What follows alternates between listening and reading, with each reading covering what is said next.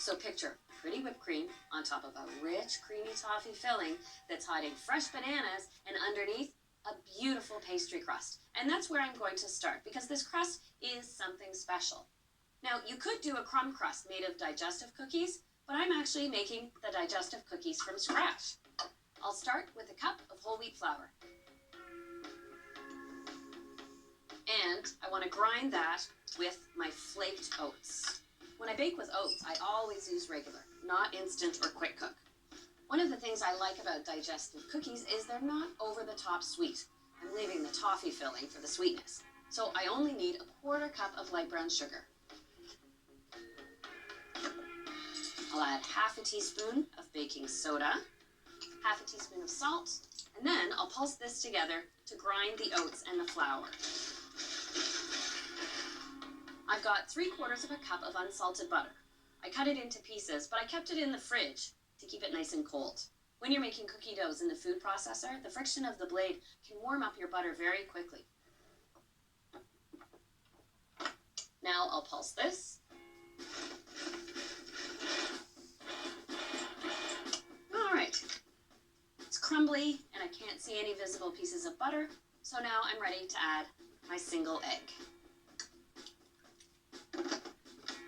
And I'll pulse again until the dough comes together. There we go. How easy is that?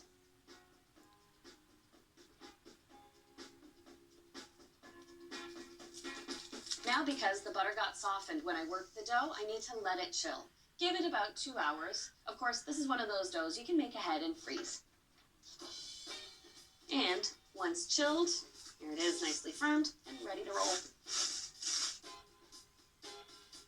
Lightly flour your work surface.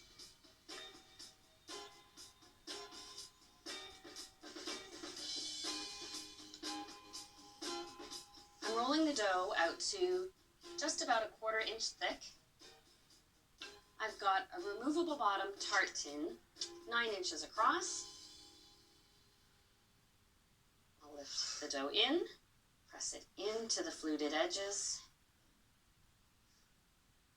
Give it a quick roll to trim it off.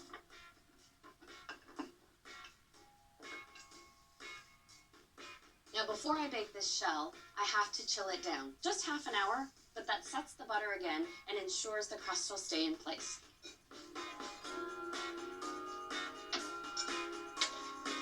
A tart shell like this should always be baked on a baking tray. And before it goes in the oven, I dock it with a fork. That allows for expansion as the tart bakes and you won't get any bubbles. I've set my oven to 325 and this takes 20 to 25 minutes.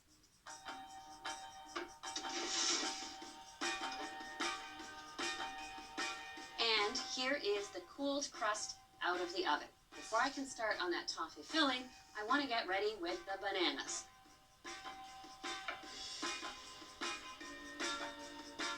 The filling of banoffee pie is made of 2 parts, banana and toffee. Get it?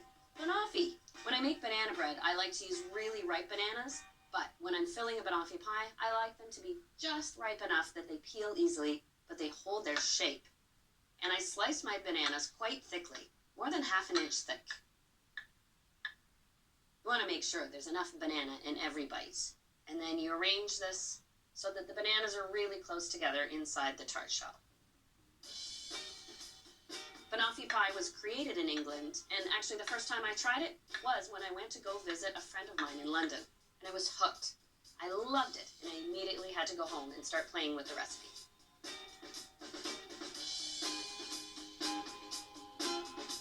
Now, I've got my tart shell baked, I've got the bananas lining my shell, so the next 2 things to make, the toffee, and of course, the whipped cream topping. It's not a cream pie unless you've got the whipped cream.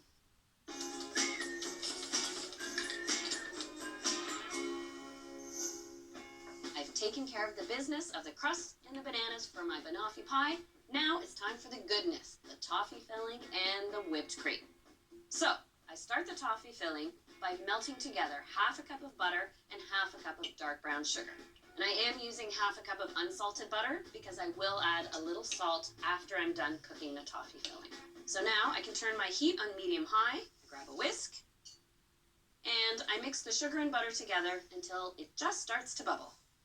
Banoffee pie is part of the cream pie family, but the filling is different. It's not an egg-based custard like my other pies. It's more of like a soft, sliceable toffee. Now that this has started bubbling, I can add my condensed milk, a full tin, so 300 ml.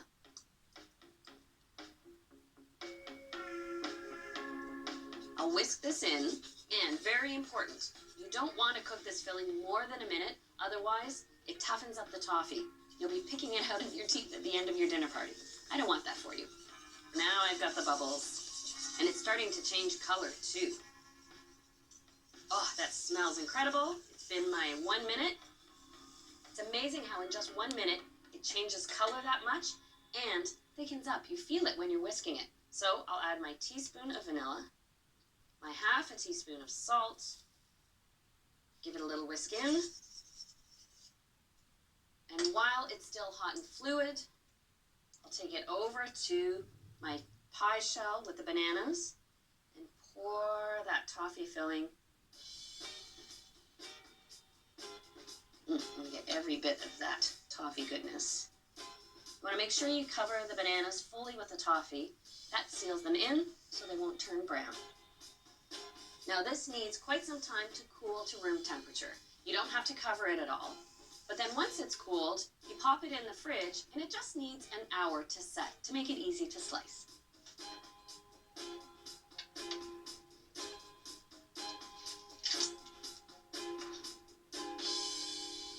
Here it is, set and ready to top with whipped cream, because it is a cream pie after all. I'll slide it off my shell. Now I have my whipped cream, 1 cup of fluid whipping cream that I whipped, and then I added my 1 tablespoon of skim milk powder, 2 tablespoons of icing sugar, and a little vanilla extract. And because this is a fancier style of cream pie, I might as well pipe a little design on there. I'm just going back and forth with my piping bag, doing a little scrolling pattern. Now, the finishing touch, classic to the English banoffee pie, a little sprinkling of sliced almonds that have been lightly toasted. Isn't that absolutely stunning? But you know it looks stunning on the outside. You've got to see what it looks like on the inside. Feel that toffee as my knife pulls through the tart. Got the bananas hiding underneath. Oh, how delightful.